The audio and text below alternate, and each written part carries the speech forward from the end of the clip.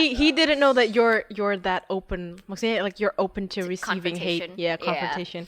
Yeah, no, I like to fight. She does. I like to fight, so it's fine.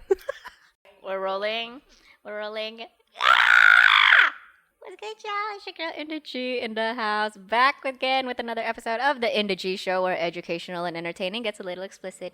Full episodes are available on YouTube, Spotify, Apple Podcasts, Noise, Resso, everywhere, anywhere else, I'm not sure. Full episode clips are also available on Instagram and TikTok, and those normally come with Indonesian closed captions.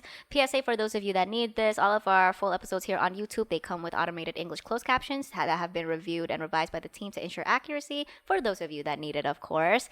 And then without further ado, let's get started. Look who we got in the house. Back from colonizer land. No, not straight at the jump. The colonizer returned her.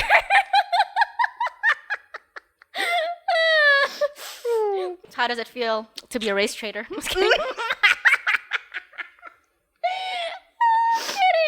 I'm kidding. You want to introduce yourself? Hi. I think she did it just perfectly. Colonizer. Are you in therapy? It's expensive. And because we clearly can't afford therapy in this country, we resort to this. Yeah. Trauma bonding. No, because we're both third culture kids with identity crises. Yeah.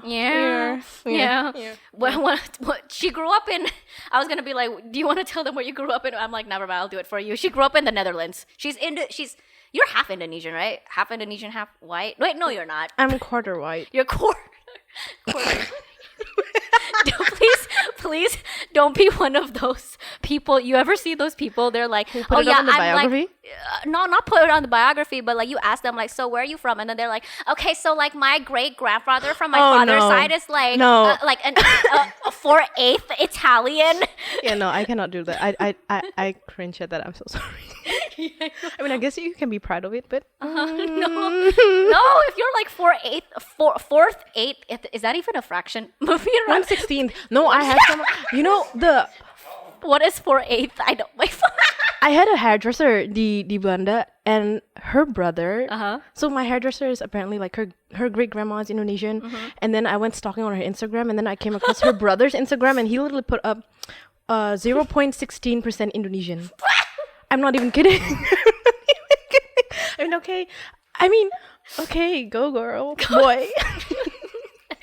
They them person. I guess. No, but it's just why did you stalk? No, because I'm actually friends with my hairdresser, oh, and we okay. follow each other on Instagram. And I just so happened to stumble upon her brother's Instagram, right? Because she posted a story with him, and then I just iseng. Yeah, iseng. And then iseng. We all do it. It's okay. We all do it. Wait, okay, so you're a quarter Indonesian. No, you're a quarter white. You're a quarter Dutch. No, Italian actually. I'm totally misplaced. I don't know why the fuck I ended up in the Netherlands. Then why did you end up in the Netherlands? It's a long story. I have to go back to my great grandpa. Is that the white one? Yeah. Wait, the Italians were here? No, but well, the Portuguese and the Spanish were here. No. My great grandpa got tugas. What's tugas? Deployed. Yeah, he got deployed from Italy to go to Yogyakarta. That's where he military. Yeah, for military. Yeah, and then he met his wife. Multiple, actually. He's a playboy. Man made for the streets. Okay. Go on. Yeah, and then well, I think. Do I talk about this on here because it gets really sensitive? But like we love sensitive here. Oh yeah. So so him and his family and his wives and the children, then they had to like get away for some reasons. Yeah. And then they went to the Netherlands. Yeah. They escaped. Yeah, they escaped. I would too, I'm not gonna lie. The Netherlands, to be honest, as much as I'm like, oh yeah, the fucking colonizers. The Netherlands looks like a very nice place. Yeah, they provide good stuff for like children and like for your well-being just in general there. And how did they do that? Wait, whose country's resources did they steal to be able to do that? I'm gonna keep quiet. Also, you guys, Peter's in the back for you.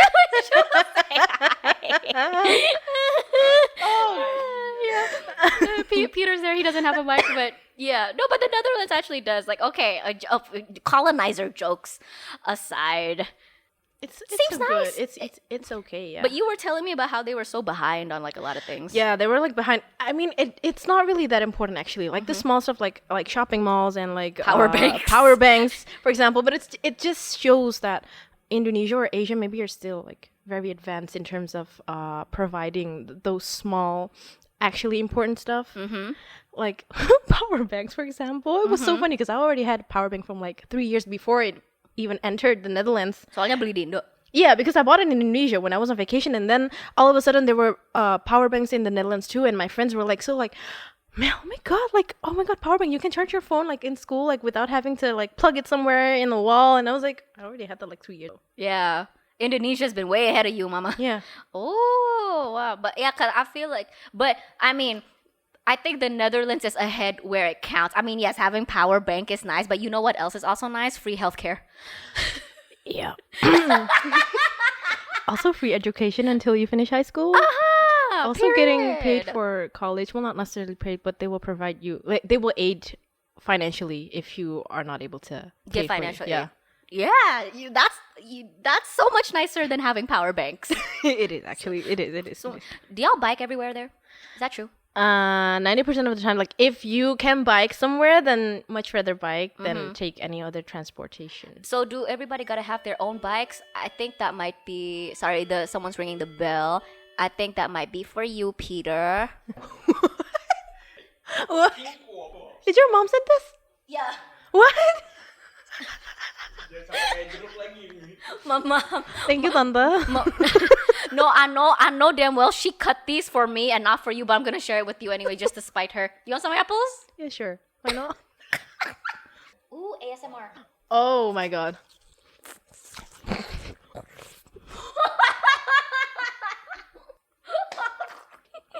Ew, I don't know where this episode is going. You're getting ASMR, you're getting trauma bonding, you're getting multicultural kids here explaining the shit out of them just because they don't get to pay for therapy. Oh, these apples are good. I mean, you grew up in the Netherlands. Yeah, pretty much. But you were born here, right? Yeah, I was born here. Okay, so your passport is Indonesian. Yes. Did you ever have like even like what, a year like of living here, like growing up? Like you never lived here up until you just moved back here. I lived here until the age of 3, and then I moved to the Netherlands. But I don't remember anything from my life here. Okay. Yeah, I mean, 'cause you were 3. I was 3. I don't remember anything. Even like the language itself, juga, I don't remember. So how do you speak such good Indonesian? Well, I just learned. Like literally through who? What? Through Instagram, finding friends. I was so desperate on trying to learn Indonesian because I wasn't able to communicate with my family members here. Plus, they were also making fun of like how I speak or say certain words because of the Dutch accent. Yeah. So I just went looking for Indonesian friends on Instagram, Believers particularly. Hi, Eti, Kezia. Those are the 2 remaining best friends I have from those groups. And I just talked with them. Eventually, we made a group. They started talking Indonesian. Well, obviously, yeah, I told them, like, I can't speak Indonesian. I'll just read. I'll just, like, chat whatever when I want to, but it's going to be in English. So the more they chatted, the more I read. The more I read, the more I tried to type. Yeah. And then from typing went on to voice notes. Yeah. From voice notes went on to calling. Interesting. And then, but that's not even the hardest part. The hardest part was when I met up with one of them in real life. That's when I really like tested my Indonesian speaking skills, because that's when I noticed it's difficult because I have to process. I have to catch up with them like talking fast, whereas I have to process like 2 times. Dutch, English, and then to Indonesian. And then I would sometimes, even till this day, I would still stutter. I would trip over words because it's like, I would think something in English. I know what it is in Indonesian, but I'll trip and I'll like, it's just so difficult to explain. Yeah. Oh my God. Yes. On God. I swear to God. Like, people, monolingual people, like they don't understand how bilingual people that speak 2 or more languages, like there is legit, like a lot of the times, like a conversion process in our heads. Yeah, there is.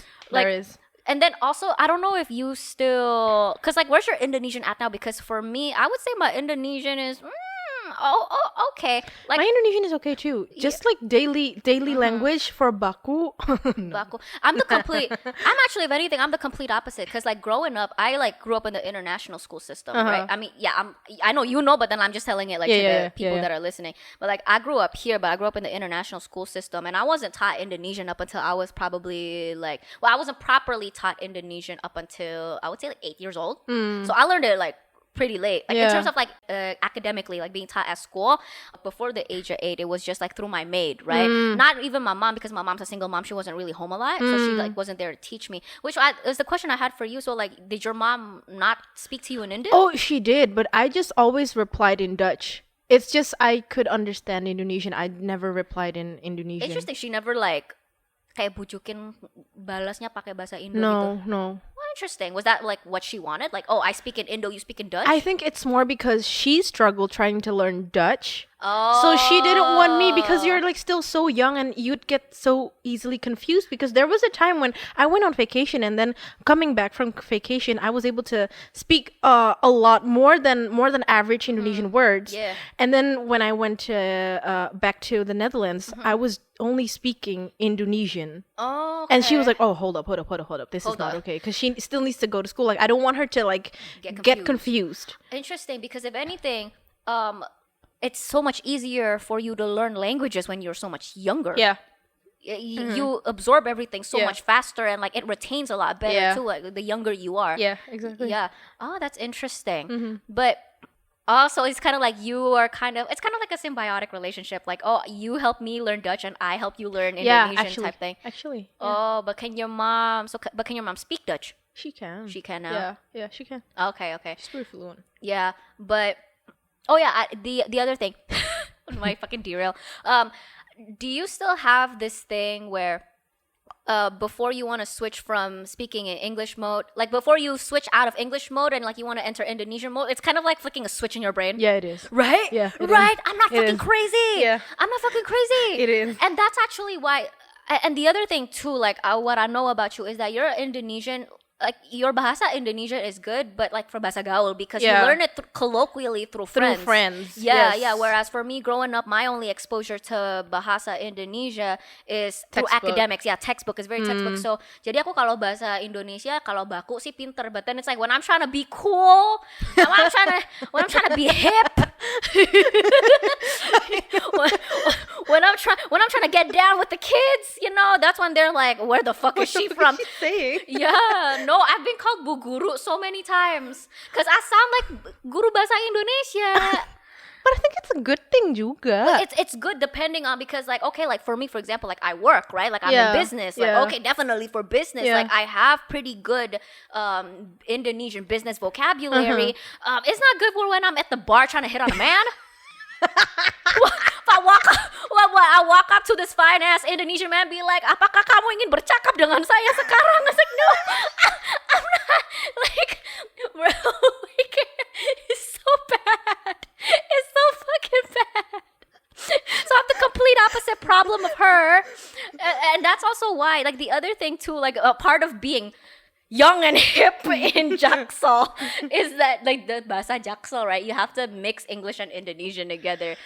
Girl! You know what I really don't... I don't like when people... Obviously, when I'm, like, in a very comfortable state, like me talking to you, I know that you also prefer to talk more in English. Yeah. So I'm going to be talking mixed or just in English. Yeah.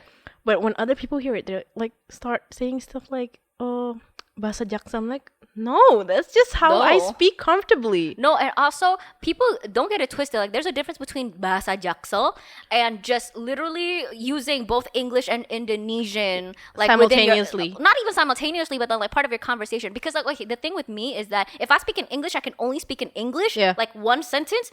Terus kalau aku mau ngomong bahasa Indonesia, semuanya harus bahasa Indonesia. I can't campur-campur seterusnya, because then nanti aku... like confused, like I'll get confused. Oh, that's interesting. Like I need to compartmentalize it. Oh, Oh, Yeah. that's interesting. I can't do that because I usually Everything goes together. Like everything goes simultaneously. together. Yeah. Interesting. Yeah, most of my friends are like that. Yeah, and not even just with 2 languages. When I'm back home in the Netherlands, it can be 3 languages. Peter's like that too with like what you could probably do that with like what English, standard Indonesian and bahasa Jawa kan. Javanese, Sundanese, Cirebonese. Wait, does that exist? Cirebonese? Cirebon people. Do they not talk in Javanese? Oh. Any of y'all from Cirebon? Make some noise down below. Comment. Cirebon gang, we here. Oh, kampong. I'm kidding. No, but okay, wait, no, shit, that's very interesting. Actually, comment down below for any of y'all listening and y'all are bilingual. Like, are you guys more like me or more like Mella here, where it's like, can you mix both together? Can you mix both together? Like, can you speak English and Indonesian like bener-bener kayak dicampur, like Kenji? Like Kenji, sometimes, right? Yeah, I've tried over the years of living, like moving back here. Like I think I've gotten better at it. In the beginning, I definitely absolutely not. If I wanna, and also like in the beginning, it was, I'm sure you relate to this, like the insecurity of speaking in Indonesian because like you're scared of how people are gonna judge you for how you sound or like what words you use. That's the exact reason why I mastered masking my accent. Yeah. Yeah. Cause bitch, you sound like you was local. born and raised I know, and I really like when people say that because that means that my hard work has paid off. Yeah. But I must say it takes a lot of effort for me to, because Dutch people, when they say certain words like the letter O, the letter A, the letter E, I, A, whatever it is, like the how they form their mouth is obviously different from how Indonesians form their mouth. So like makan, for me to say it like that, I have to take effort into saying the ah like that. If I were just to say it like in a Dutch accent, comfortably, it'd be makan. Makan. Did you ever have a hard time with your R's? No, because the region where I live in the Netherlands, they have rolling R, so I did not struggle with that. Yeah. So what, for example, a Dutch word with a rolling R? Rietjes. What does that mean? Straws. Ah, okay. Rietjes. Yeah. Ooh. Rietjes. Ooh. Yeah. No, girl, I know how to roll my R's now. I know how to roll my R's now. Like actually, like probably up until middle school, like it was kind of not that bad, but it was kind of hard to roll my R's. Oh, so like for example, like kertas. Yeah, now it's easy. Now it's really actually, now easy. that you say that, I used to speak like that when I started speaking Indonesia. Kertas. Right? Yeah. Kertas. No, because because isn't Dutch mostly like R's are like English R's, like Yeah, depending on the word. Yeah. No, for sure. But in English, like R's are Yeah. I know. So it's like, and like growing up, like I only speak English. Yeah. Where did English like come in? Like, so what's your like first the difference between first language and mother tongue? I wonder what that is. I find that one so difficult to like decide because obviously I lived in Indonesia for the first 3 years of my life, so I did obviously speak Indonesian, but I don't remember, so I don't really acknowledge it as being my first language or mother language because I only remember Dutch. So that's why when people ask me like, what's your first language or mother language, well, it's Dutch because that's what I can acknowledge through my memory. Yeah, because doesn't mother tongue technically mean the language of your mother. Your parents? Yeah. But then even for me, like, girl, I grew up here in Indo, but my mama's Chindo. So it's like, no, okay, like your mother tongue. I'm Chinese. Ethnically, I'm Chinese. Yeah. So it's like, okay, well, then what's my mother tongue? Is it Chinese? Different. Like that's the thing. Yeah. Whereas I think first language literally means like chronological order. Like what is the language that you learn? Yeah. So what's yours first? Chronological order by memory or just by facts? The fuck does that even mean? Yeah, because like the facts are that I used to speak Indonesian before I spoke Dutch, right, but I don't remember. Yeah. By fact then. By fact, we Indonesian, Dutch, English. Oh, that's like the order that you learned it. Yeah. But then, okay, what about fluency? Fluency, Dutch, English, Indonesian. Dutch, English, Indonesian. Yeah. Okay. Okay, interesting. Yeah, mine is English. Peter, do you think my Indonesian's good?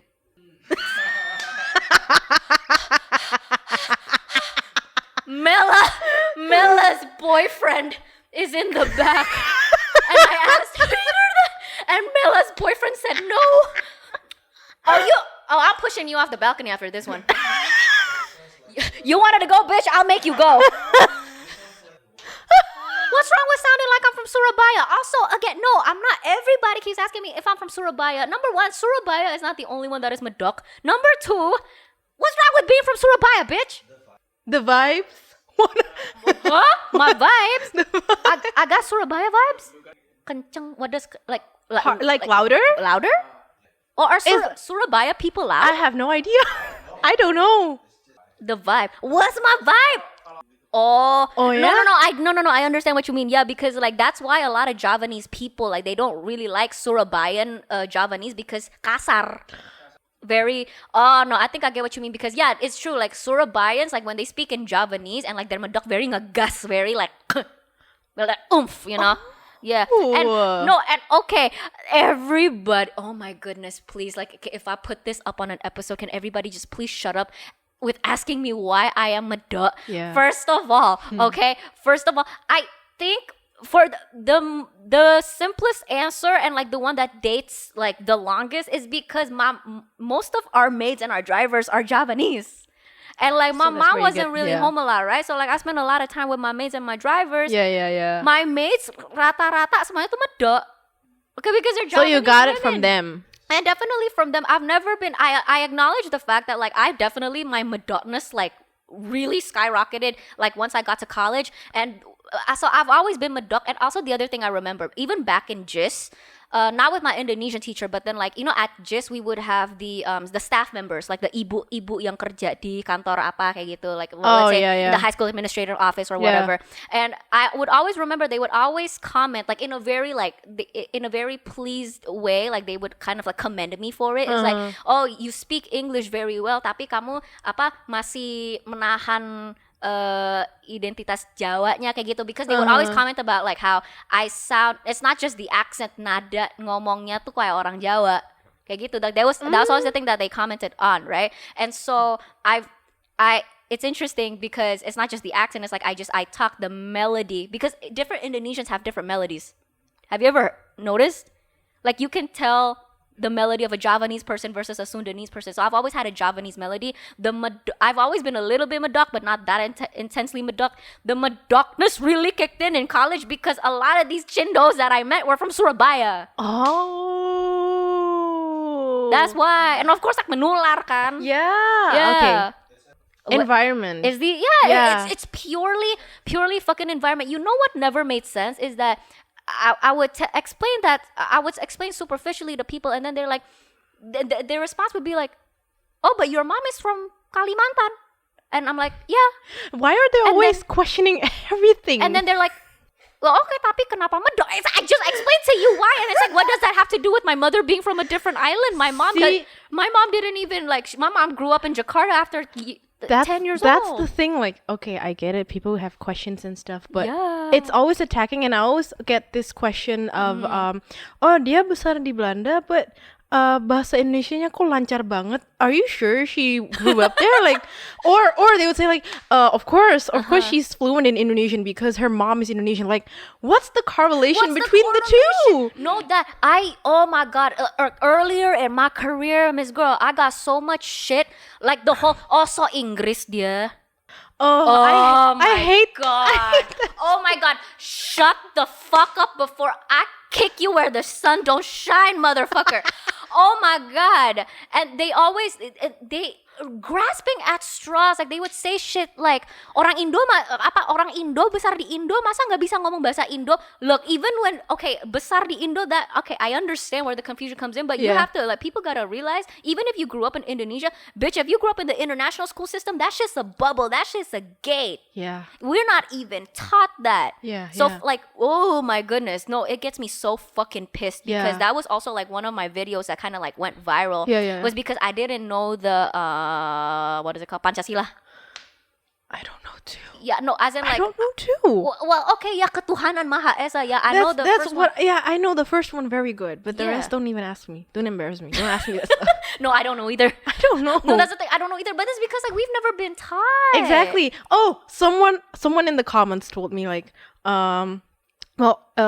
kalau Mella beneran bangga jadi orang Indonesia, or like if you're really proud of being Indonesian, you should know. You have to know the history. You have to know Pancasila. Like, why does she not know Pancasila if she's like fluent in Indonesian, and if she looks Indonesian? Like, what? What's the correlation? Like, please come on. I wasn't taught that. I grew up in like in a Dutch education. Do you expect Dutch teachers to just randomly teach me Pancasila because I'm Indonesian? Like, how do they simplify those thoughts so easily and not think about how complex just life can be in general? Right. Same thing with the international school system. Like most of these international schools, especially if it's schools like JIS, they're not teaching us the Pancasila. You're lucky if they even teach you Indonesia Raya. You know what I mean? So it's like, oh my goodness, I think the most on the top of my head, like one of the most gak nyambung comments ever that I've received. Namanya Indah tapi bahasa Indonesianya jelek. So, namanya Indah tapi bahasa Indonesianya nggak indah. Which, okay, I see the joke there. I see the joke there, but he was making a point that my Indonesian sucks, even though my name is Indah, and I'm just like, what does that correlate? Like, bitch, what? I can't have an Indonesian name. How many bitches, like, in the U.S. have fucking, like, Italian ass names? You think they speak Italian, bitch? You're lucky if they speak fucking English. Oh, I love netizens. I love netizens. Like, here's the thing. The thing that they don't know is that I think a lot of Indonesians have this mindset that, like, if you're Indonesian, even if you live outside of Indonesia, or you grew up like in an international school, you must speak Indonesian, or else they'll be so confused. Bitch, you gotta have the entire Indonesian History 101 downloaded into your brain, or the Pancasila or Indonesia Raya. I don't know.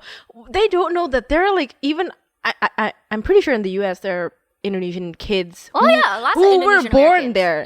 Not just blasteran, not just mixed kids, but full Indonesian kids who were born there, raised there, do not speak the language, do not know anything about Indonesian.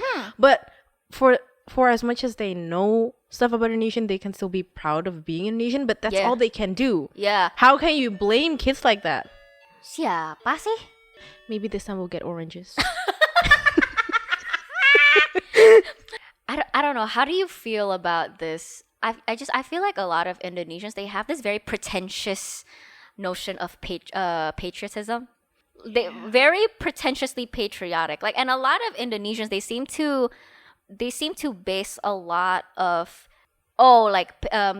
in order to be patriotic, like you have to have an Indonesian passport, you have to be of Indonesian descent, you have to speak Indonesian. Like, it's like patriotism here in this country is measured off of very shallow metrics, is what I'm trying to say. When there's actually so much more to being Indonesian than just having the passport and speaking the language and having Indonesian blood. You know what I mean?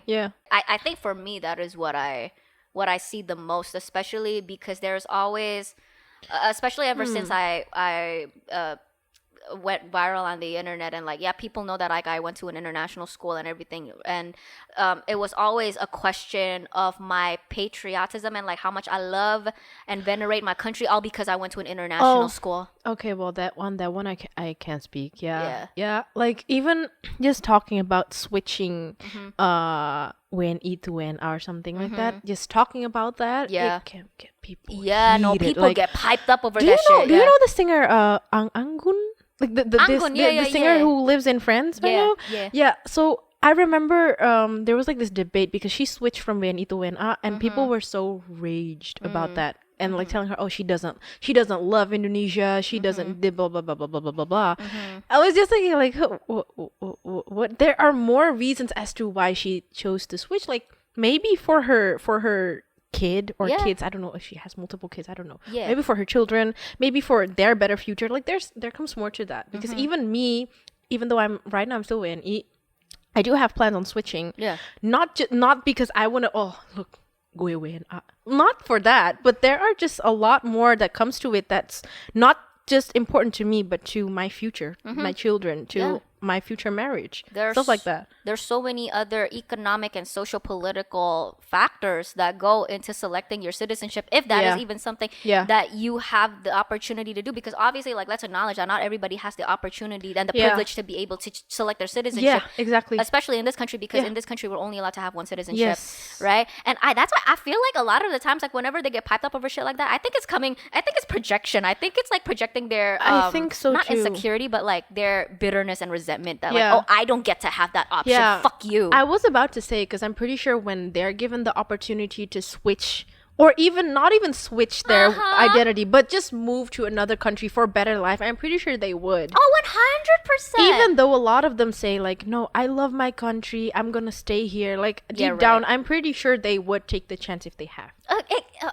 On God, I mentioned this in a video one time because I got so fucking heated. The other thing too is that my patriotism and like my Indonesianness, my patriotism and my Indonesianness have always been put to question, not only because I went to an international school, but especially because like my main language is English, right? There's this notion that like, oh, just because like my most fluent language is English or not Indonesian, it means like, oh, I don't love my country and that I'm not a real Indonesian. And it's just the most, I don't even, oh my God, no, I don't even have the words for how fucking stupid that is. And then on the flip side too, right? Then there are people like, they're not Indonesian legally by like maybe their citizenship or whatever, but they grew up here, they live here, they live, breathe Indonesian culture, they speak Indonesian, they in every single way except for legality, like they identify as Indonesians, but they don't have the Indonesian passport, they're not of Indonesian descent, but they have a true, genuine patriotic love for this nation. And then, but it's the same Indonesians that'll be like, oh tapi dia bukan orang Indonesia yang bener. Because oh ya tapi dia orang bule atau apa kayak gitu. Exactly. So it's like apa aja sih serba salah gitu. Last time my patriotism was questioned was because of last time I was on this podcast and I said I was just briefly explaining something and I mentioned I meant to mention Indonesia as the country, but I just said in Indo because like it's just kebiasaan. Like when I talk to my friends in the Netherlands who are Indonesian or like half Indonesian, whatever, when we talk about when are you going to Indo, it's just like it's just our lingo aja. And people questioned emang boleh ya, is it allowed to just call Indonesia Indo? Tell her to say Indonesian, not just Indo. That's not right. Emang ada sih kayak gitu, Peter? Is it wrong? Like, I didn't even mean it that way. I was just using my lingo that I always use with my friends. No, we all say the short way of saying Indonesia is just Indo, because Indonesia is a fucking mouthful. Right? That's it. It's really not that deep. And I'm not trying to be ignorant here. Like, let's say I am in the wrong, then okay, please let me know. But I didn't know that was such a big problem. Well, yeah, but even if it was something like, let's say I'm 10 toes down about this, I am so sure of this, that it is not anything problematic. Indonesians call Indo. But like, let's say even if you are, but you don't know, you know what I mean? It's like people, like netizens especially, like y'all gotta calm down. Like y'all are so easy to get mad at somebody over something, and then it's like you don't give them the benefit of the doubt of like, do they even know? Yeah, that's the thing. That's what bothers me a lot. They don't question like if that person even knows. Yeah. Except if it were to be like maybe among someone that grew up here, went to an Indonesian school and stuff like that, then okay, you can question that. But you goddamn well know that this person on that podcast grew up in the Netherlands, had in Dutch education, has Dutch culture, everything's pretty much Dutch. How do you not question, oh, does this girl even know that she's like wrong? Let's say I'm wrong. Yeah. But they're like, oh no, because you're clearly like more Indonesian presenting, and you get you pass as a native not native Indonesian. You pass as a local. How do you feel about that? Local. Do you consider yourself a local? Like as an entirety, no. Yeah, it's still hard. It's still hard to like really call myself like a local. I just try to call myself that just to blend in with the people, because like everyone, when they meet me at first, they're like, oh, your Indonesian is so good, you sound native, you sound local. And I'm like, oh yeah, I sound local. But like then when we start talking, then I would notice like the slight differences that would still put me and this other person not just slightly but pretty much like far apart. So I don't know if if I'm like local. Girl, my fucking crisis, like from the fucking dawn of time, like even until maybe not so much now. Now I would say like the last, I would say now I feel very much like a local, but it's a very recent feeling. About all my life, even like the first 18 years of me living here, and I only lived here pretty much. Well, I say pretty much because I hop back and forth between Indonesia and Singapore a lot. Yeah, but you know what I mean. I like permanently like residing here. Like all the first 18 years of my life, I grew up here, and I still didn't feel like a local. Again, just because people really like underestimate just how much, like when you go to the international school system here, they gate you in. Yeah. And it is such a bubble. Like I can't even tell you. How about the foreign people that go to school there? The what? The foreign people that go to school there, like do they not engage, but do they even try to learn about the country that they live in? Assimilate to the culture here? Yeah. No. A lot of them, I will, no, you know what? I'm going to be so fucking honest. A lot of them, I'm sorry. No. A lot of them, they live in Jakarta, and they have every opportunity and resources to be able to assimilate more to Indonesian culture, learn more about Indonesian culture and language, right? And like most of them, they don't take it. Yeah, most of them they don't. Yeah, and we're not even encouraged to at school. That's the other thing, right? You can't really live like we were kids, right? We were still under 18. Like you don't got a mind of your own, and you can't really do anything on your own. You got to have somebody kind of like pushing you to do do things. Even like the school would not push us to be more into, like, would not push us to get closer to Indonesian culture and assimilate into Indonesian culture, let alone for like the Indonesian students going to schools like JIS and BIS. You know what I mean? And so people really, I understand that, of course, like in like the kids like me that grew up here, like in the international school system, we're a minority, like, and a very privileged minority at that. I 100% acknowledge that. I understand that it's not common knowledge. I'm out here trying to make it more common knowledge so that if you ever run into kids like me, you understand, right? Why we are the way we are. But it's just, it's so hard when it's like when I'm trying to do that, and then immediately everybody's reaction is to just gaslight and blame. You know what I mean? Like, now you know what I mean. Yeah, hon? This is the other question I had. So there's like this stereotype about snobby international school kids. Yeah. I'm not specifically talking about the the locals that go there that go to school there, but more like the foreign ones that they don't try to assimilate, but they definitely enjoy all the benefits that they get from Indonesia, from just being here. Yeah. From being no, that is a big one. Privilege, foreign privilege, and also privilege due to proximity to foreignness is 100% a thing. Okay. 100% a thing. There were a lot of, I think it's more so, my goodness, there's a lot of layers to this. It's a whole lot of internalized racism, I think. Like when you really boil it down, I think it's a lot of like internalized racism. Ooh.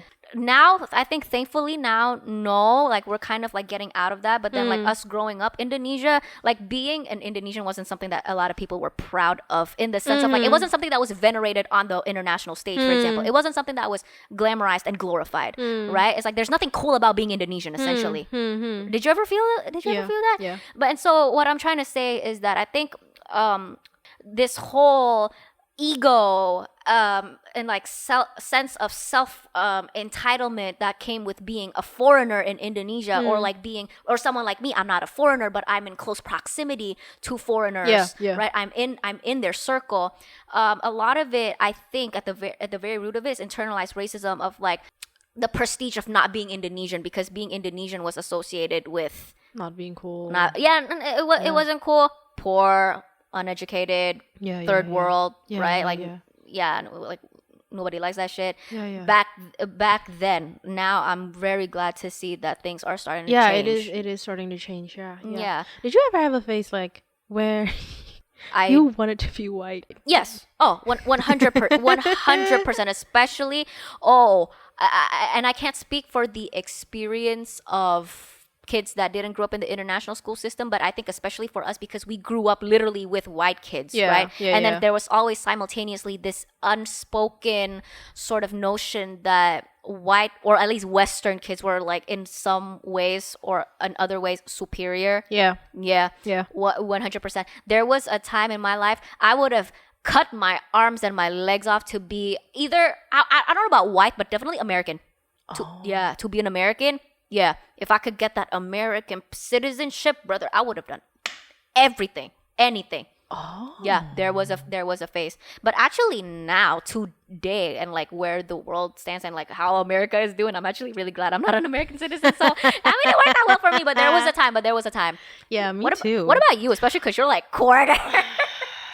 Well, of course I wanted to be white. Yeah. Come on. Especially you're like I'm still, especially in the Netherlands. I am very much Indonesian passing amongst, and when I was little, I was like much more tan than I am right now because I liked playing outside. So I was definitely, the looks was very Indonesian. It was really giving Indonesian. So really giving sawo matang up in this bitch. Yeah, basically that. So I wanted to be white because I remember very much my friends. I can't even call them friends, but acquaintances. Yeah, they would not bully, but they would always ask me, where are you from? Goddamn well knowing I'm Indonesian, but they'd be like, oh, I thought you were Chinese or Japanese. And I don't know why they would always use Chinese as like a racial slur or trying to bully someone for being Asian. I don't know why. Whereas in my experience, because ethnically I'm Chinese, so I'm Eastern Asian passing, right? But by culture and by upbringing, I'm Southeast Asian. Whereas in my experience, people would use Filipino and Indonesian as insults. Oh, yeah? Yeah, like especially a lot of these Eastern Asians, like Chinese people, Koreans, and Japanese. I'm sorry, like, I mean, like, no disrespect, but y'all fucking racist as hell. And like, no, growing up, like, okay, international schools here too, lots and lots of Koreans, right? I remember this one time when I was younger. So I grew up very close with the Korean, me and my mom, we grew up very closely with the Korean expat community here in Indonesia. I had this one Korean friend. She was a classmate of mine, and her mom and my mom, they were really close, right? And then one day, both of our moms were picking us up, and then my mom, like, she met my friend for the first time, like so my mom knew the mom, but not the friend, not the kid, my friend, right? So met my friend, the kid, and my mom was like, "Oh, you look like you're Korean. You look very Filipino." And my mom didn't have like it wasn't. Why is that even something that you would listen to and you think that that's an insult? Because what my mom meant by that is that whenever she says that somebody looks Filipino, because Filipinos have huge eyes. My friend, she's Korean, but she got big eyes, bukan sipit, right? And then can you believe this was like, oh my god, when was this? Like 4th grade, 5th grade, and this bitch threw a fucking tantrum over the comment that my mom made. Like to me and like to like the other classmates, like I can't believe Indah's mom said that I looked Filipino. Like, oh my god, is it because like I'm ugly? Yeah, that type of shit. And also, then when I moved to America, and I met all the other international students at my college. We hailed from many different countries. Like a lot of my university specifically, like the largest foreign demographic was China, right? There were a lot of mainland Chinese kids. And then, I would meet some of them and then I would tell them like, I know I'm from Indonesia. And then they would have questions of like why I look like this because like their association with Indonesia is like darker skin. Yeah, darker skin. Actually, no, very interesting because some people like Indonesia is not really like on the map. Like it's kind of like not on a lot of people's radars. And so a lot of people just actually don't know what Indonesians look like because they've never really heard of Indonesia at all, right? But then some of the mainland China but some of the mainland China kids, like they would have this association that Indonesians are dark skinned, they look like Filipinos. I don't look like that, right? Because I'm Chinese. And then I'll tell them, look, I'm Chinese. And then it's either they would say, if they're trying to compliment me, like if they're trying to be nice, they would say like, oh, no wonder you're so pretty. I also got that a lot growing up here. Yeah. They were like, a lot of Indonesians here growing up, they would be like, kamu orang mana? Like I would say like, orang Jakarta kayak gitu. And then they would ask me like, keluarganya tuh keturunan mana kayak gitu. And then I was like, aku Cindo. And then they were like, kamu Cindo, pantesan cantik ya.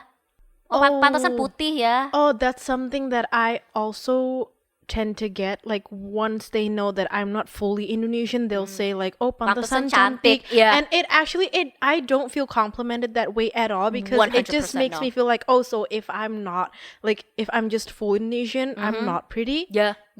And the other thing too, it's either these mainland Chinese kids, they would be like, oh, no wonder you're so pretty, or like the complete opposite. Some of them, like I would tell them that I'm from Indonesia, but then I would mention that, oh, but actually like I'm Chinese, like my mom, like we come from Chinese descent, my grandparents were from China and everything. And you know what some of these kids have said to me, dead ass, they're like, I mean, no offense, but you don't look that Chinese. Why the no offense? Like, why? Why the no offense? Why? Bitch, tell me why. Why? Right? And also, no. I want to tell you this one. Back in high school, at GIS, my high school sweetheart, my first boyfriend, white European guy. You already know. You already know where this is going. White European guy. Tell me why this man told me that in another life, if I were the same person, if this was the same Indah that is here today, except I'm not of Chinese descent, I'm of pure native Indonesian sawo matang descent, and he would not date me. Deadass told me that. Isn't that sad? Yeah, that's why we broke up. For damn good reasons. Good. But yeah, for damn good reasons, bitch. Good. The fuck, right? Good. Yeah. It's insane. It's like actually insane. So yeah, no, if you ask me, back to your original question, did I ever want to be white? Oh, absolutely. How did I not? Especially like, okay, of course, like by the time like I grew up and then I started thinking more about these things and try like introspecting and also like putting more logic into it. It's like, no, but then like when you are young and you're impressionable and you live in the kind of world that has always told you that white people are superior, fair skin, European features are supreme, of course you want to be white. Yeah, especially also big influences from like movies and stuff like that. They always portray the white, the blonde girls always to be the main character, and the darker skinned girlies with the brown black hair always the side character or the character that gets bullied or something. Yeah, of course. Yeah, tell me why we don't ever see people that look like you and me in like our fucking Cinetrons here. Right? Oh, right. Yeah. Tell me why. Yeah. No offense to my friends that are mixed, that are like in that industry. Just saying that I wish there was more. I'm speaking to that industry. I'm wishing you guys had more native Indonesian main characters in your series, because we have a younger generation up here that are going to grow up with a huge identity crisis. Yeah. Thinking, why the fuck I don't have a lancip nose and why I don't have light brown hazel eyes. Yeah. Or even chindos. Like growing up, I never really saw chindos in like in the entertainment and media spaces. I don't know if it's because our parents don't let us go into those careers because they always want us to be like business people. But I think part of it is also, which is kind of like ironic, because like as Chinese Indonesians, especially if you're a fair-skinned Chinese Indonesian like me, growing up, you would get praised for having fair skin. And of course, media and entertainment, like they glorify fair skin, right? But then sometimes I think like maybe the reason why too, like they kind of purposely like not incorporate like they purposely sort of gatekeep the industry away from Chinese Indonesians is also because, I mean, yeah, xenophobia is a part of Indonesian history. I remember the first time I was actually proud of being Asian. It's so funny, like when High School Musical came out and I saw Gabriella. That was the first time I was actually proud of being Asian. Bitch, Vanessa Hudgens is not even fully Asian. She half white. I know, but she's like Asian passing lah. She had tan skin. She had dark hair. True. Her nose may be like slightly okay. Masih lah. Okay, we can let her pass, like Asian passing. Okay, Asian passing. I was so proud when I saw her. I was like, girl, I'm claiming her to be my sister. I actually did in school. Like people would tell me like, oh, you look like Gabrielle. You look like Gabrielle. You look like Vanessa Hudgens. I dead ass told my friends, oh yeah, she's actually my cousin. Did they believe it? They did. I came up one time. I came up in school wearing the High School Musical cheerleader costume. I did with like my buns. I did come to school like that. I told them like, yeah, and this is what Vanessa Hudgens sent me from the U.S. Yeah. It was magical. I love you, Vanessa God. Hudgens. Thank you so much. Oh my God. Also, like, by disclaimer, I'm not saying like, because I was like, oh, but she's not even fully Asian. She's half white. Like, that's not to say that I'm not invalidating her identity as an Asian. Okay. Like, that's not, no. That's not what I meant at all. It's just more so like, it's so sad that like the only, like, for so many years, like the only Asian representation that you would find in mainstream media, especially international mainstream media, Western media, it like, it's gotta be like, yeah, they can be Asian, but they gotta have some white in it. That's actually true. I was disappointed when I found out that she's half Filipino, not full. I was disappointed. I was like, oh god damn, like now I gotta be half white too. But you know Tyga, the rapper? Yeah. He's half Vietnamese. What?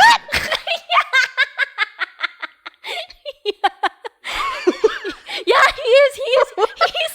No, he's half Vietnamese. And then I immediately Googled his face. I looked at it for like a good 2 minutes.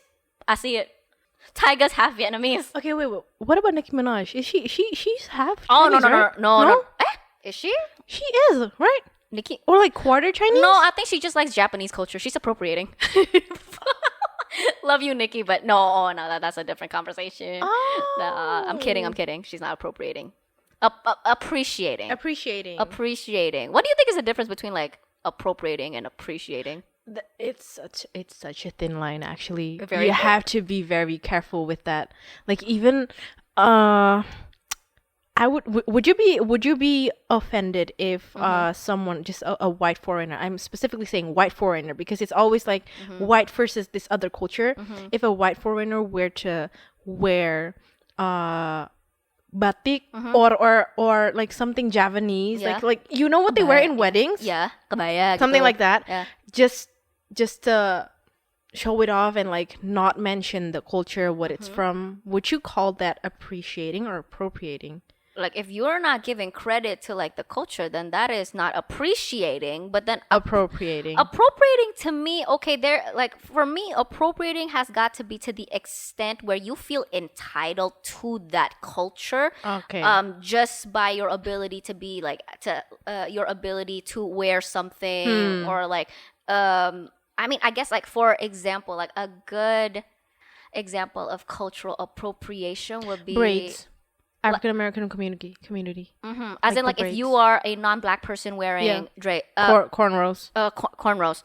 That's very interesting. Oh, heated debate. I don't know how I feel about that one, just because there is also it depends on the context, right? Because I have friends like they got cornrows and braids and all that because they genuinely like, okay, one, of course they want to see like what it looks like on them and everything, and then also two, it's like there's also like the learning process of like, okay, finding like black hairstylists that can do it, and then like learning the history behind it. I think that in that case that could be cultural appreciation, right? And then I think for me everything boils down to the intention of like why you are wearing that hairstyle or wearing that specific outfit.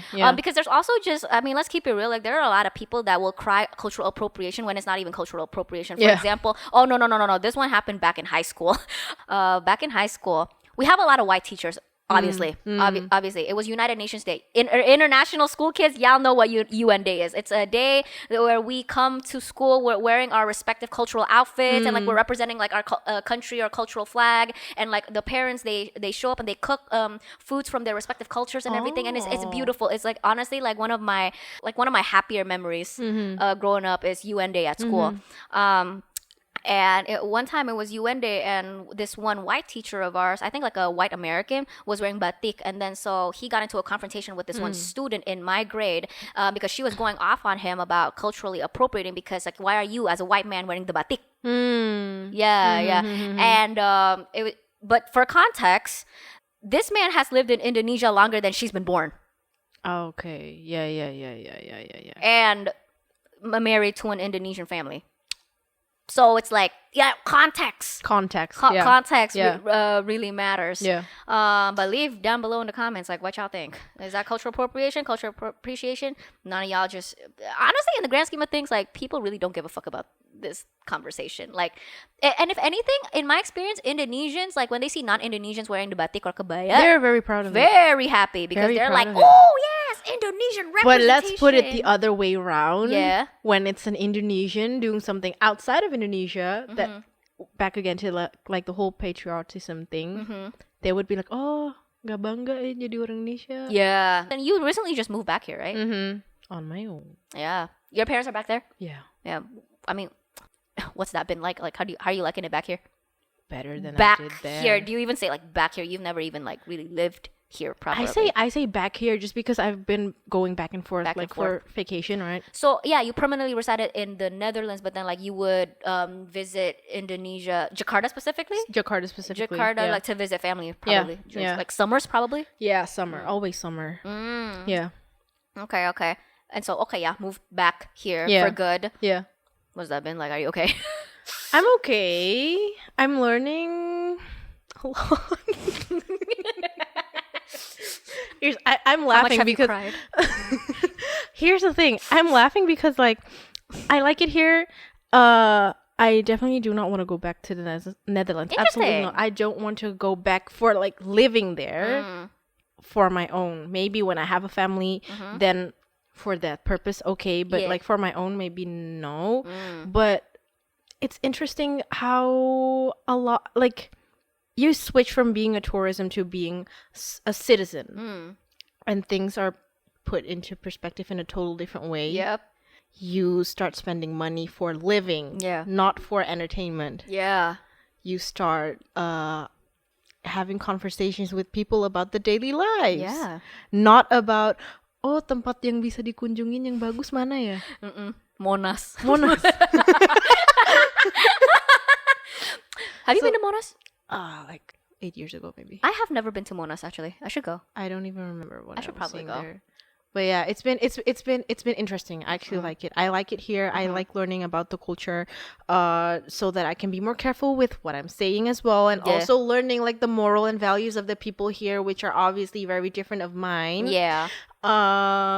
Something I do struggle with is that I never push my morals and values to other people here, but they try to push their morals and values onto me. Yeah. Which I have to learn to like agree to disagree, because then again, I'm living here now. This is their country. This is like I have to adjust to their beings. But at the same time, I would like to be respected also for the way that I am. Yeah. And so much of that, it boils down to the differences between individualistic societies versus collectivistic societies. Yeah. Collectivistic societies, unfortunately, part of that package is that everybody's really fucking nosy and all up in your business. Oh, that's totally true. Yeah. Also, one thing that's very interesting is I just keep ending up being friends with people that are like of international environment or like mixed kids, because birds of a feather flock together. We get it. Yeah, we get it. We get the fucking trauma, bitch. Yeah. We get the fucking trauma. Yeah. Also, I hate it every time. Oh my god, no, I have so many things that I want to say at the same time, but my mouth can only talk about one thing. No, let me start with this first. The whole experience of like coming here, and then it's so puts things into perspective when you leave tourism mode and enter permanent residency mode. That even I experienced that. In a way, I know this sounds so weird because, again, I know that I grew up here physically, but then culturally, it's like I did not. I'm telling you, it's like I grew up in an appropriated version of America or something, like all my 18 years of living here. And then I moved to America, right? Which also, I experienced that too, because like, of course, I've been to America before permanently residing over there. And it's a completely different experience. It's like, I'm not looking at, which restaurants to eat in fucking Beverly Hills. I'm looking at like, where's the closest LAPD in case something bad goes wrong?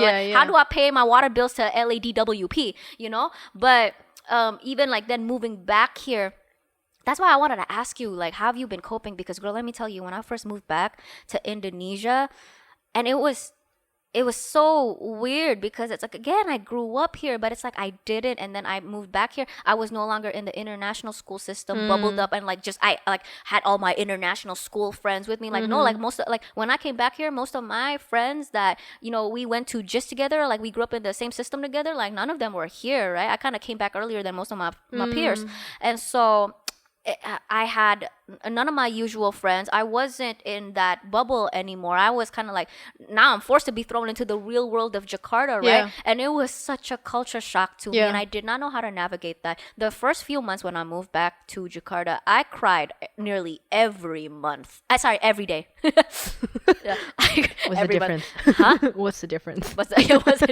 Yeah, what's the difference? Every day, I cried nearly every day. Really? Yeah, I just. What shocked you the most? That's a hard one. Do you have one on top of your head? What shocked you the most moving back here?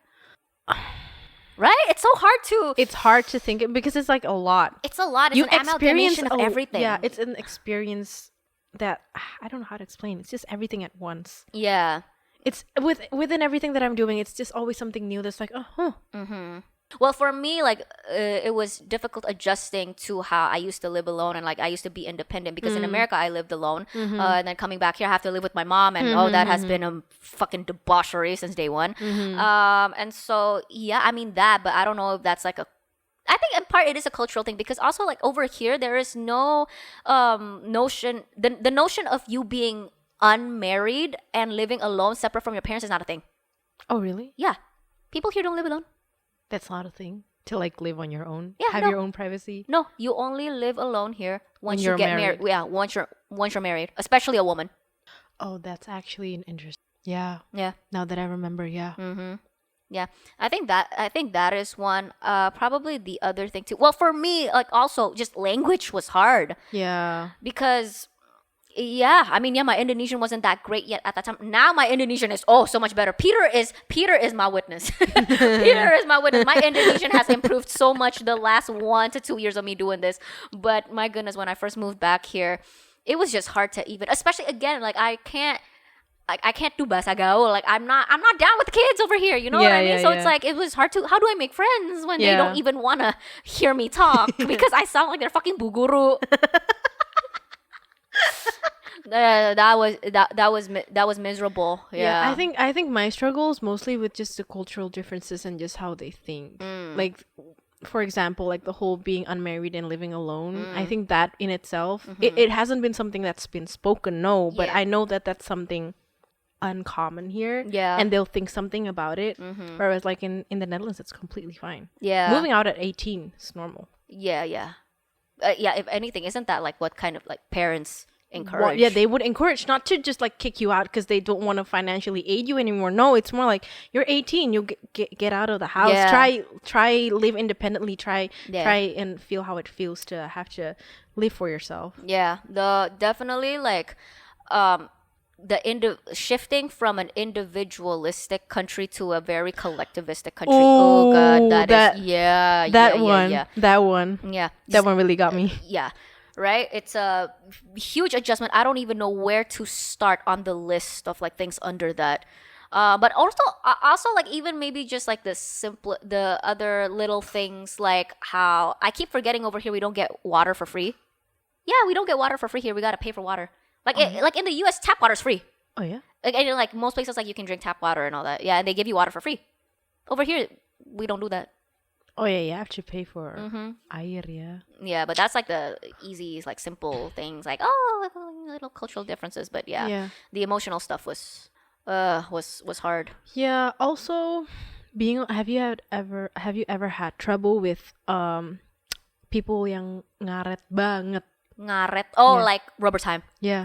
Yeah. Well, okay, that is the thing I will say that I've been used to since I was younger because I grew up here. Because you grew up here. Yeah, because I grew up here. Because like even I feel like jam karet is so mendarah daging in like Indonesian culture. Like even within the international school space, like you can't escape that. Like that is like that's just bound to happen. Sorry, hold on real quick. Iya ma, Wayudi udah di bawah, aku udah tahu. Yeah, I'm not done. Like I'll come home when I'm done. Thank you. Bye. Yeah. And what were we saying just now? Ngaret. Oh yeah. Yeah. It's I'm used to it. Was that something for? Yeah, that was something for me. Even though I notice myself having times when I do ngaret myself here, but that's mainly because of the traffic that's just so unpredictable here. Like I always plan ahead of time, like what time I'm gonna go out, because I want to be there at a certain time, but it just doesn't end up happening because of the traffic that's unpredictable. And that just sometimes still gets me because like I'm so used to, okay, jam segini, this time you'll go out of the house, you'll arrive at this time, done. Yeah. That's something that's still Yeah, but over here I gotta understand that. Like, no, traffic actually, like, Jakartan traffic is a different breed. Oh yeah, that's also it's a different breed. So I also we just also have to understand that that's just the circumstances that we're dealing with here. Yeah, we can't. It really is. It do be like that sometimes. Like you just can't help it. Yeah. I mean, come on. I came from a country that just like biking from one place to the other doesn't take less than 30 minutes. Can you walk around in the Netherlands? Is it kind of like New York where you can like walk around? Oh yeah, you can walk around. Okay. Yeah, absolutely. Just don't go like in the neighborhoods in Amsterdam, then you'll get shanked. Oh. Yeah. Just be careful. I thought Amsterdam was safe. Nah. Amsterdam, Rotterdam, The Hague. Just be careful there. Yeah. Where did you live in the Netherlands? I live in, I'm not going to say the city, but it's province of Utrecht. It's really safe. I'm not even going to attempt to pronounce that one. You know, Amsterdam is safe when it's crowded. When it's rame, yeah, it's safe. But when it gets dark, you walk through the alleys there. Oh, you got to be careful. You know, one question that always really, you want to talk about identity crisis.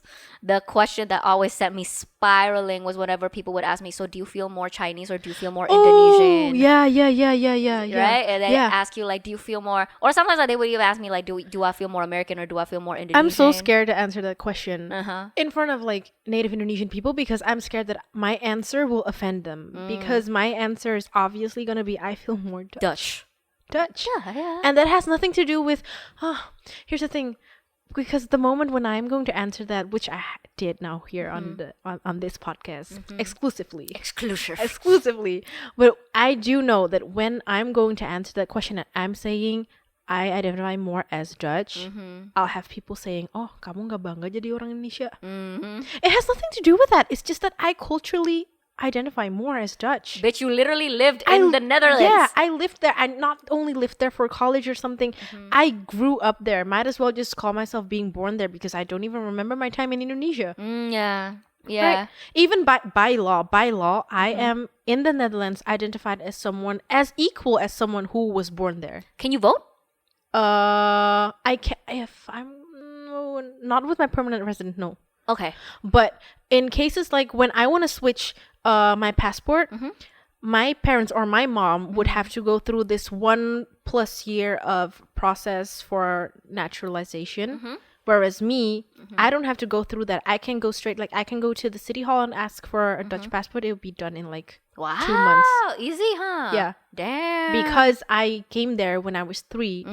If you come there when you're 3 or even younger, you are as equal as someone who was born there. What's the cutoff age?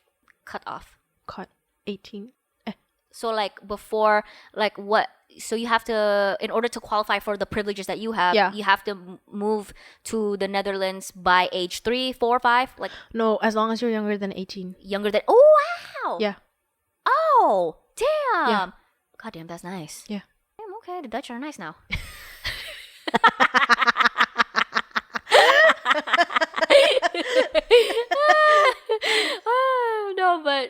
No, for me, that one, the number one question I hate getting asked. I hate getting asked the most besides why are you medok is that. That's so weird why people would ask you why are you medok. And they would make such a big fuzz out of it. Yeah, too. every fucking video, oh fucking god, even the ones where I'm not even speaking in Indonesian and it's like someone's commenting like, oh, like why is her English so fluent? As if what, I can't be Indonesian and speak fluent English? And then like somebody would be like, iya tapi dia kalau ngomong bahasa Indo medok loh. And it's like, maaf ada hubungannya itu apa ya? Right. How do you feel about people that when speaking English or when we're speaking English, they would say, gak bisa bahasa Inggris, please talk Indonesian. If they say it. Yeah. They can't speak English. Yeah, tapi but more in a jokingly way, like trying to get a reaction or just like Kan you live in Indonesia, you have to speak Indonesian. Aku nggak bisa bahasa Inggris, so speak Indonesian. Oh, as in like these Indonesians are. Oh, yeah. Okay. No, I see what you're saying. Yeah, no, fuck you. yeah. Yeah, no, absolutely. Yeah, no, fuck you. I find those comments just so weird because it started off as a joke. Yeah. But that joke has been expired, bitch. It's been 3 years. Yeah. Now Like, get over bisa it. bahasa Inggris, like how I just find it so sad that people are so comfortable in them not being able to speak English. Yeah. I really want people to I want to encourage those people to udah just learn the same way they would ask me like kok bisa bahasa Indonesia sih, like isn't it as easy as just thinking, oh, perhaps this person has learned Indonesian. No, because a lot of the times, like I get that comment a lot too, like, oh, gak bisa bahasa Inggris. Like it's coming from a place of them basically saying like, you as an Indonesian, you should not be speaking in English because like they have this very anti like foreign mentality, like those types of people. They're like, oh, you're an Indonesian, you shouldn't be speaking in English. Like, why would you speak a foreign language, right? And it's like, bro, you don't realize like a lot of the shit that we do here on the daily and like even just like bro, I'm sorry, even your religion is foreign. Even that shit is foreign. Like that didn't originate from here. Oh, that's the tea. That's the tea. Yeah, and even Bahasa Indonesia standard, like we adopted a lot of words from Portuguese, from Spanish, from Dutch. Oh yeah, especially Dutch Arabic. Yeah. Yeah. What about that? So it's like it don't make any fucking sense. Yeah. It gets really frustrating actually, those comments. Yeah. Cause come on, dude. Capek hati aja sih. Like after a while, you get so capek hati about it, and then I've stopped entertaining it. I've stopped giving it my time of day. Yeah. Yeah. I got used to it, but it just really gets me. Like I'm just frustrated at the fact that they're proud of not being able to speak in English, and then they make a joke out of it, and then they try to blame us for speaking another language or English and a international language that you should be speaking. It's good for your own future. Yeah. The other question that I really hate was always like when people would ask me which cultural identity do I identify with more, because I never have a cohesive answer for that. Me too, actually. Like even between being Chinese, Indonesian, like it's I have Mella, when I tell you like I've been to therapy for this. Because growing up, I never felt no. no. Has it helped you? No. Exactly. Oh my goodness, we're gonna be carrying this shit to the fucking deathbed, because like just growing up, like I never felt like I didn't feel Chinese, I didn't feel Indonesian, but I didn't even feel Chinese Indonesian. Like, is it? You know what I mean? Yeah. You know what I mean? Because it's like, okay, like, do you even feel in between? Exactly. No, that's the whole thing. Chinese Indonesian, that's the in between, right? Like there's already, because of course like there are Chinese immigrants like my grandparents that come here and they build a life here. They create like their own specific culture here. Like Chinese Indonesian culture is very specific, and it's pretty different from like mainland Chinese culture and all that, right? And so even after they come here to Indonesia and they've already created that in-between community for people like me to exist, and I still don't fit in there. You know, so it's just, it's like I'm not Chinese, like I'm not from mainland China, and like I'm not Indonesian, I'm not like native Indonesian, but then I didn't grow up really exposed to Chinese Indonesian culture. What part of that is because my mom was never home, but then even then me and my mom were very detached from Chinese Indonesian culture. Like just even like she herself like too, or no, I mean she's still very tatak, but then it's just more so it was never something that she like put on me. Like it was never something that she really like passed down to me, and I don't know why. I think it might be a combination of like she was always too busy. There were other more dire things that she needed to tend to, like money, for example. But then also I think she kind of had this. That's why she put me in an international school since like day one, right? Even my kindergarten was international. Even my kindergarten was English speaking. So I've never been in an institution that was Indonesian. So it's like I think it might be that too, where my mom. Maybe there's a little bit something there about how she didn't want me to even be like the other Chindo kids. Like, you know what I mean? I think it might have been a little bit of that. Because also growing up, my mom never let me watch sinetron or listen to Indonesian music. Oh, yeah? Yeah. I wasn't allowed. So everything had, or read Indonesian books, everything had to be in English. Oh. Yeah. That's why that's why I say that. I think there is a little bit there of how my mom purposely wanted me to be more westernized. But then But then, then I grow up and then like English is the only thing that I can speak. And my mom's, her English is not that good, right? And then so we would have like language barriers at home communicating with each other. So it's not even just that it's hard for us to communicate in the sense that she doesn't understand like where I'm coming from. She doesn't even comprehend the words that I'm saying. Yeah. So that's part of the burden of me and my mom's relationship. So much of it is just because we don't even know how to verbally communicate with each other. Yeah. Yeah. Yeah. I can relate to that so much. Yeah. Because your mom, like, is she fluent in Dutch? She's fluent in Dutch, but then again, it's like, of course, her most comfortable language is Indonesian. So she uses Dutch just more like formally when she's at the doctor, when she's outside at the supermarket or something like that. But like with me, it's Indonesian. And then it's not just the language barrier itself, but then it's also the how I understand the Indonesian that she speaks to me, like how I apa ya artiin what she says to me would be different from what she actually meant. For example?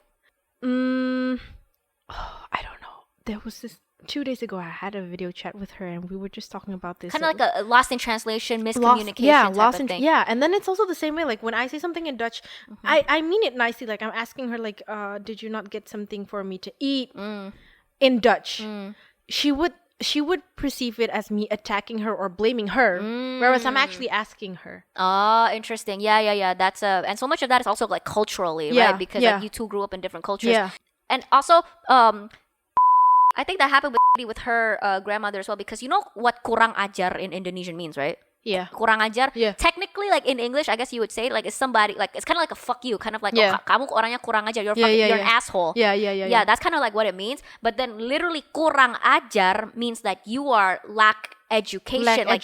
Like you were not taught. You lack being taught. Yeah. So maybe we have to censor this, but she accidentally said that to her grandmother, meaning that like the grandmother, oh nenek itu kan kurang ajar. Yeah. Kurang diajar maksudnya dia. Like that's what she was trying to say. She was translating it like right on. She was not translating the meaning of it. Yeah. Exactly. Yeah. Exactly. And then so the grandma started crying and everything. Why would you? Yeah, grandma started. Poor grandma. She started crying because she's like, why would you say that to me? Because like she didn't know what that. Like she was trying to say like she just wasn't educated enough. Yeah. I understand. That's such a multicultural kid right, thing. Yeah. On God, bro. I relate to that so much. You know about the cultural thing? This huge barrier of culture between me, of course, being very Western, and my family members here are very Indonesian. Yeah. There are times where even up until this point, I have not met like the bigger family, the bigger side of my mom's family. The whole kampung. because I'm so used to having my mom to stand up for me. Yeah.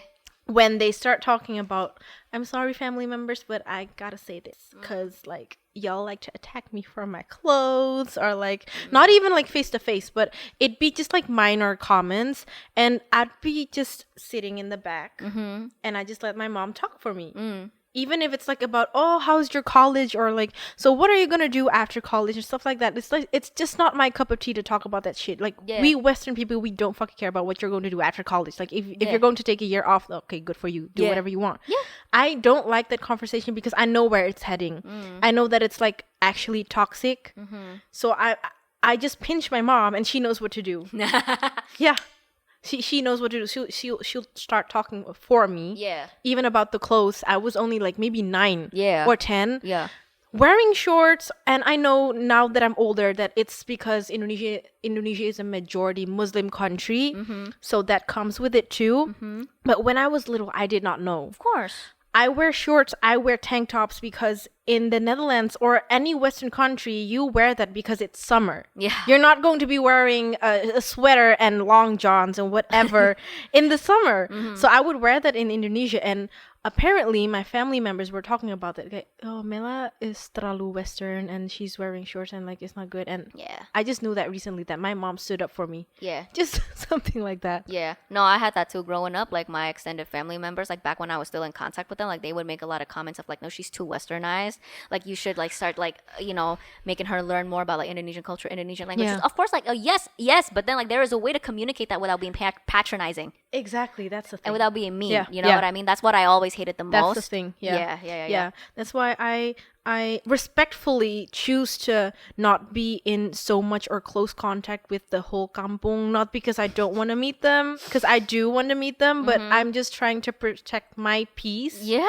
And the way I grew up with and how they view me, like I hinder them just to keep the peace between us two. Are you also the black sheep of the family? Yeah. Yeah, me too. Yeah. I'm the only one in my family out of all my cousins. Like I grew up in the international school system, whereas they're a lot more Indonesianized, and like it was always like it was never anything bad. Like no detriment to my cousins or whatever. I don't got beef with them. It's just like we just don't click. Like I don't even know like what to talk about with them. Like I don't even know how to talk to them because I think. If I remember correctly, I mean, yeah, some of my cousins, like, they could speak some English, but obviously, like, well, not to my extent. Yeah. You know what I mean? So even just, like, communicating was hard, and then let alone finding things that were like, how we have in common. Yeah. Right? Yeah, I noticed myself once I got older, when talking to my family members, I tried to mimic their interests, mimic not how they talk, but just, like, let's say I don't agree with X, Y, and Z. Yeah. But they do agree with that. I'd be like, oh yeah, I actually do agree with X, Y, and Z, just to feel like I get approval from them. Oh yeah, and that's something that just doesn't sit right with me anymore. So it's just not true to who I am. Yeah, but your parents grew up very Indonesian. Was there like a lot of cultural differences between the both of you besides just the language? No, funny thing, my dad actually is much more Dutch in culture. Even though he grew up here? Yeah, he moved to the Netherlands when he was 16, but by the time I was born, he has lived there, or now in total, he has lived there 35 years-ish. Yeah, oh yeah, he's lived in the Netherlands longer than you've been born. Yeah. He's lived in the Netherlands even longer than he lived in Indonesia. Yeah, that too. So he's very Dutch, and that's why I was much more closer to my dad. Whereas your mom was? Then my mom was super Javanese. Mbok Jawa gitu ya. Jawa Tulen. She's like very Jawa Tulen. Bisa ngomong bahasa Jawa nggak? Don't even get me started, girl. My Dutch accent will start popping. How do you speak Javanese with a Dutch accent? Like, aku rais. Wani piro? Vani piro? Siti wae. Aku iso omong Jawa siti wae. That's a Dutch accent? Yeah, that is a Dutch accent. Yeah. Krungu ra? Krungu? Iu, aku ra gelem aku ngomong basa Jawa. Fuck. Exclusively on this channel. Exclusively just on this channel. Interesting. But I guess there was like cultural difference between you and your mom, huh? Yeah.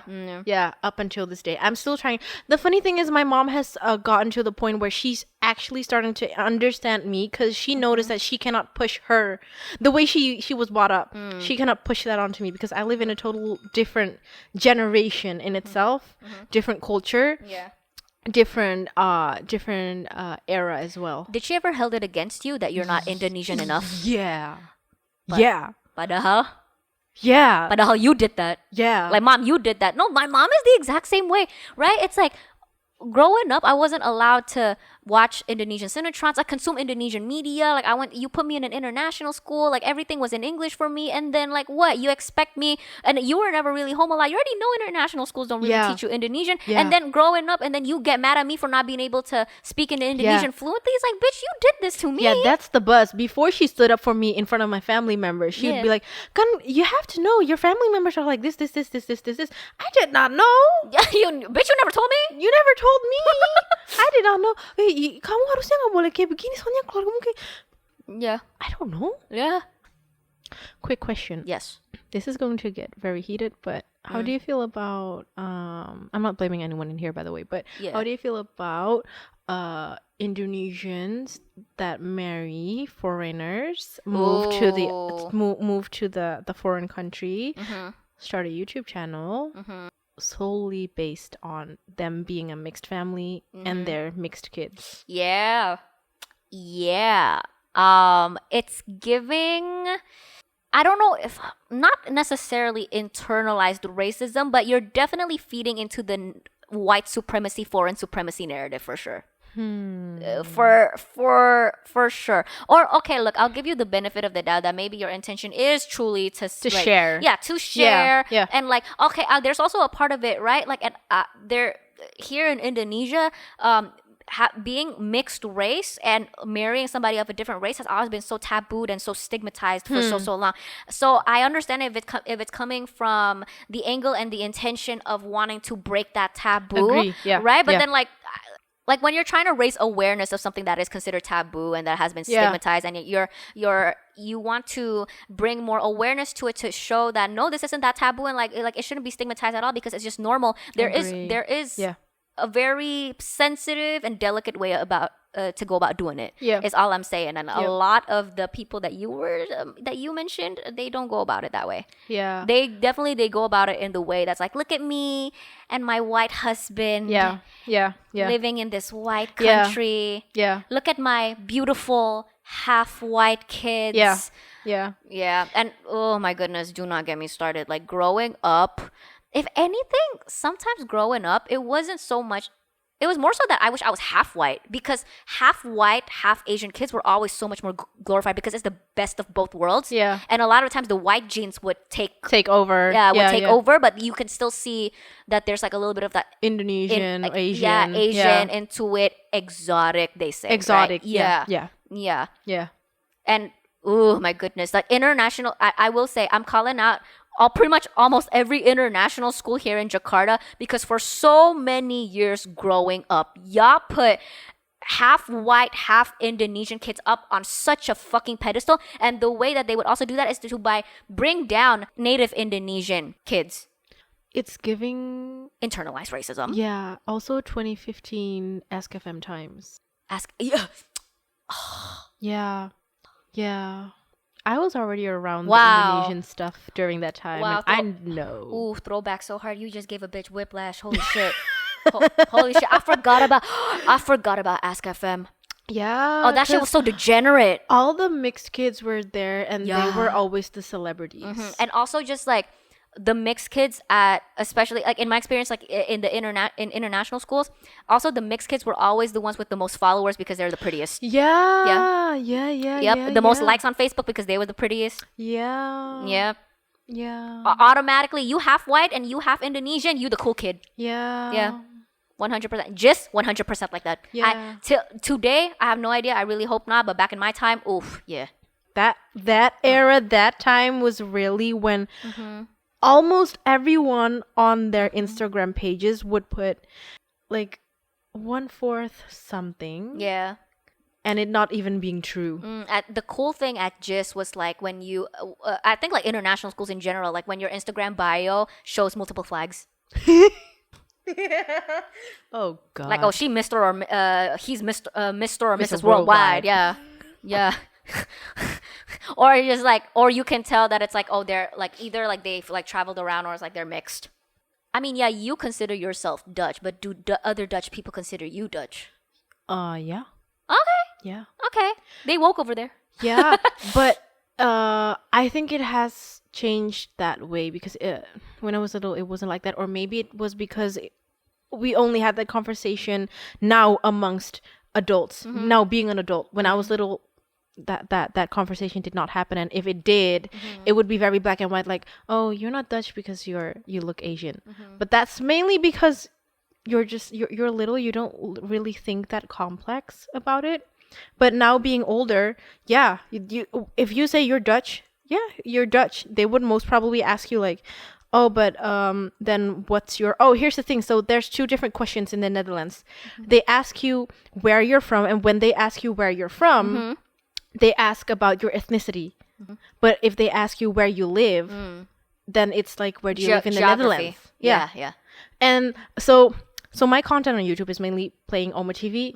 And whenever I meet Indonesian people, they would ask me, asal dari mana or kamu dari mana? I would say dari Belanda because I'm in the Netherlands. Yeah. Right? And then they would ask, tapi mukamu gak kayak orang Belanda? Then I would ask them back, are you referring to where I live like right now, or do you refer to what my ethnicity is? Because those are 2 completely different questions in the Netherlands. Yep. Yep. No. Oh, sister.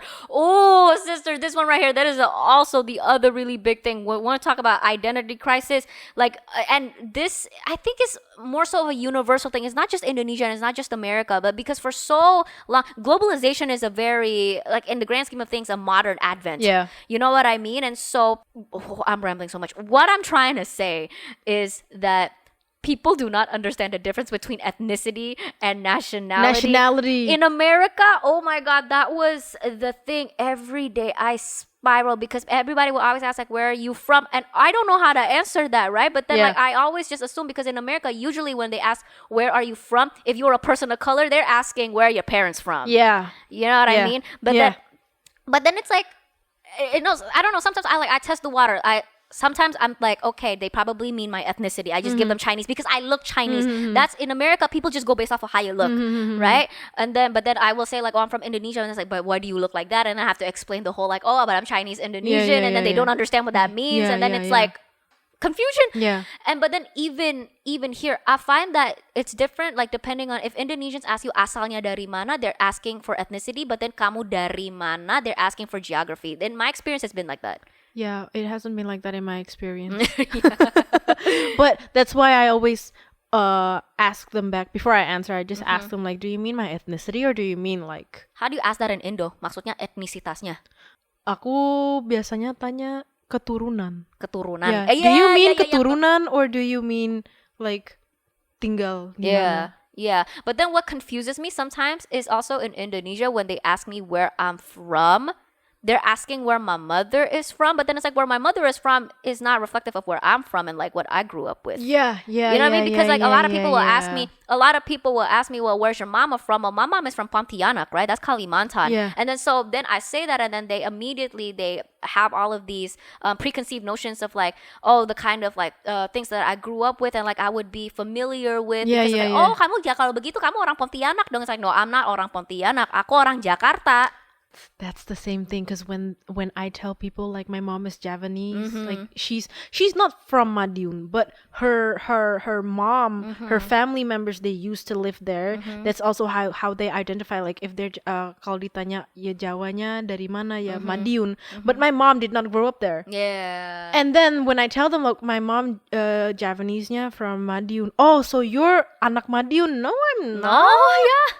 Bitch, have you ever been there?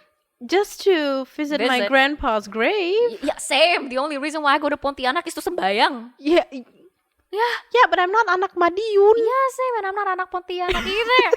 No, and then, oh my goodness, like, you layer that on top of when I moved to America, right? But then I would come back here for the summers, and then people would ask me where I'm from. Or no, they would ask me where I live. Tinggalnya di mana? Oh, bitch, now then I get confused. And even in America, when they ask me that, I still get confused because at that time I was permanently residing in LA.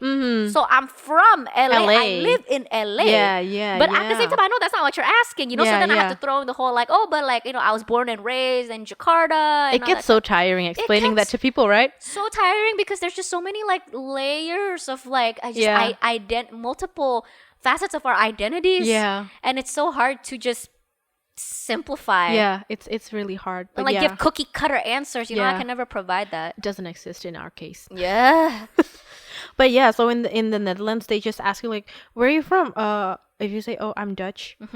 Oh, so what are you ethnically? Oh, so you're Dutch, but you're ethnically. So they don't, like, make this separation of, like, oh, you're this and you're that. Whereas, like, if in Indonesia, they would, like, oh, you're Indonesia, tapi keturunan, yada. Yeah. They would still acknowledge that you're Dutch, but, oh, by blood, you're this. By blood, you're Indonesian, but by upbringing, you are Dutch. Yeah.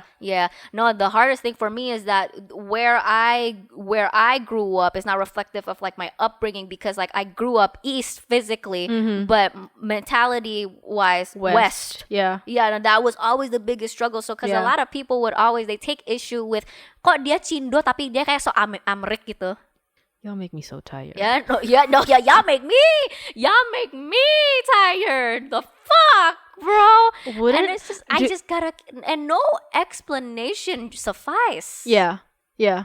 Would you feel more comfortable if people were to ask you instead of, like, pointing you this, why you this, that? Yeah, Like asking would be so much better, right? Yeah, literally. And then you know what? At this point, just directly ask it. But then have some tact with how you ask it as well. You know. True.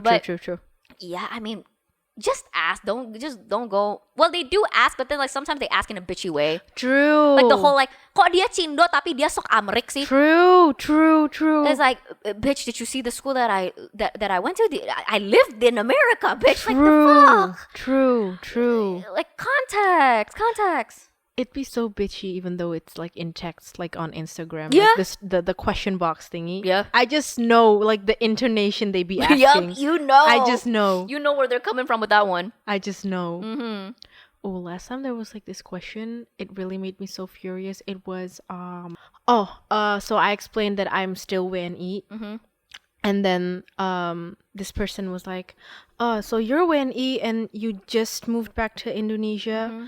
Mm-hmm. I don't think you're proud of being Indonesian. I don't think you're qualified for having your Indonesian passport because from the way you speak, you don't seem like you're proud of being Indonesian. Mm-hmm. And also you don't try to speak Indonesian. You always talk mixed. You always talk like either English or you talk mixed. So padahal semua orang-orang Indo ini yang lahir di Indo, pasportnya Indo, dibesarkannya di Indo, mereka juga ngomongnya mix. You're just mad because somebody else is doing it. When you be doing the same thing. I'm just saying. The math ain't mathin'. It's just sad because every time I want to try and explain that it might be because of their own insecurities, I'm scared it might be too sensitive and then No. Let them have it. Let them have it. Don't take that type of bullshit no more. Because I just don't see how, like, let's say about the whole English speaking thing. Mm-hmm. I just don't see how you would not want to learn English. Yeah. I don't see how it benefits you. It benefits you to blame someone for speaking English, whilst you can have the opportunity to learn English and you don't want that. It just doesn't make sense. Yeah, or even how like just because you speak in English and then what it means like you're not a proud Indonesian, like, or even just that you can't be a proud Indonesian and speak English when I'm over here. Yeah, I'm out on the internet. On Indonesian internet, I'm speaking in English, but I'm fighting for this country. I'm trying to contribute to this country. The fuck are y'all doing speaking in Indo at home? And that's on period. So there's that. I think that is it for this episode, you guys. Make sure to like, comment, and fucking subscribe, you cunts. Make sure to follow her, although I'm sure most of you are already ahead on that one. But thank you so much for being here, Mish Girl, for trauma dumping with me. Thank you for having me here. Of course. Like, therapy session. Bye-bye. Bye. Apa? No dick? Pushy's a girl. Ya iyalah, gak ada penisnya ini cewek. That's why she's wearing an apron, because she belongs in the kitchen. I'm just kidding.